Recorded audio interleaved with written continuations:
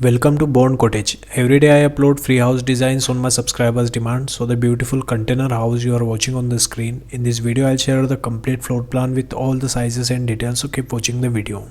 So this is the floor plan of the house. There is a 20 feet shipping container. The total area I have taken is the length is 20 feet in meter 6 meter and the width is 8 feet in meter 2.43 meter.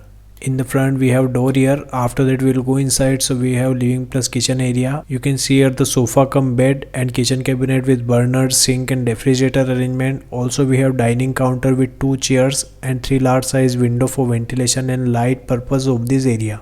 If we go inside, so we have common use washroom plus water closet. You can see here the wash basin, water closet and the shower area. Water closet and the shower area both are separate, and we have ventilator for ventilation of this washroom.